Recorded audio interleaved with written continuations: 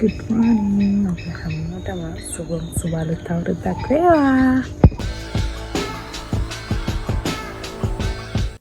අද 2026 ජනවාරි 1 වෙනිදා.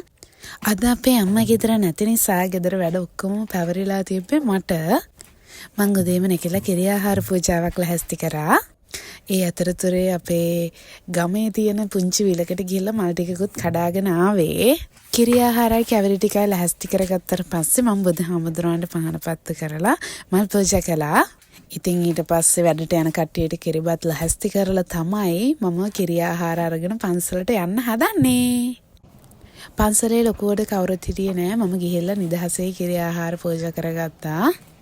ඉතින් කියන්නකෝ කොහොමද ඔයගලන්ට 2026 අලුත් ආරම්භයකට ආපහු දින 365ක ලොකු හිස් පොතක් ඔයගලන්ට දීලා තියෙනවා. ඒ පොතේ හැම පිටුවක්ම හරියම ආදරෙන් ලියන්න. ඒ හැම රූලක් ගානෙම සතුට ඉතිරෙන්න මම ඔයගලන්ට ආශිර්වාද කරනවා. දන්නවද දඟ ළමයෝ අපිට ලැබිලා තියෙන දේවල් එක්ක සතුටින් ඉන්න පුරුදු වුණාම අපේ වටේ මොන දේ සිද්ධ වුණත් අපිට පුළුවන් සතුටින් සැනසීමෙන් හුස්ම ගන්න.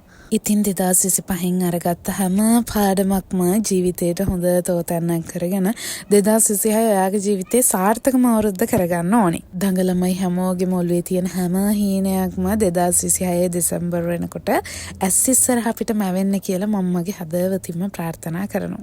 ඉතින් මම මුලින්ම බුදුගෙට පහන් පත්තු කරලා කිරි ආහාර පූජා කරලා පළතරත් පූජා කරලා තමයි හඳුන් කූරු පත්තු කරලා දුන් චුට්ටකින් බුදුගේ සුවඳවත් කළේ.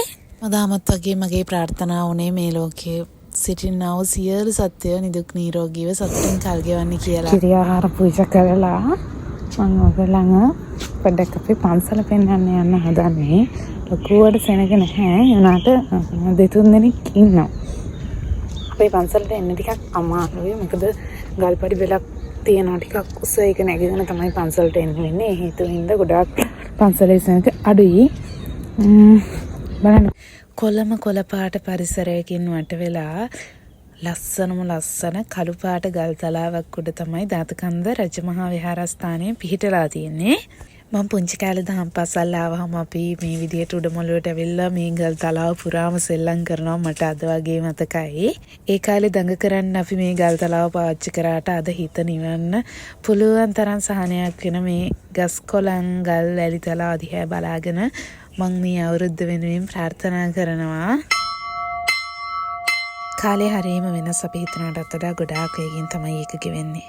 පුංචි වෙලාවක් හරි අලුත් අවුරුදු භාවනා කරන්න හිතාගෙනමයි මම සීවලී මහරහතන් වහන්සේ වෙනුවෙනුත් රාහුල මාතාව වෙනුවෙනුත් කිරිපිටි පූජා කරන්න ආවම තමයි මම දැක්කේ එතන කොයි තරම්නම් හැඩි වෙලාද කියලා.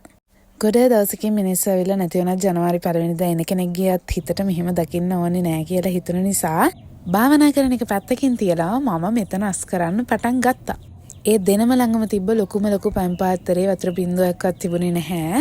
ඉතින් මං උඩට ගිහිල්ලා ඒ ලොකු පැන් පාත්තරෙත් පුරවගෙන ඇවිල්ලා මෙතන දූවිලි පිහදාලා අතු ගාලා මට පුළුවන් විදිහට මෙතන අස් කරා. රාහුල මාතාව ළඟත් තිබ්බ කුණු දූවිලි මට පුළුවන් විදිහට අස් කරා. මට හරියටම ආස හිතුණා මේක සෝදලා සුද්ධ ප්‍රවෘත්ත කරන්න. ඒ වුණාට මට ඒ වෙලාවේ ඒකට ටයිම් එකක් තිබ්බේ නැහැ. මං ගිහලා දඩබඩ ගාලා ඔෆිස් යන්න ලැහැස්ති වෙන්නත් ඕනේ. එහෙනම් මං අදට ගිහින් එන්න. ආයෙත් ඉක්මනින්ම දඟමල්ල බලන්න ආස වීඩියෝ එකක් අරගෙන මම එන්නම්. එතකන් ඔයගොල්ලෝ හැමෝම නිදුක් නිරෝගීව පරිස්සමින් ඉන්න. ආදරෙයි.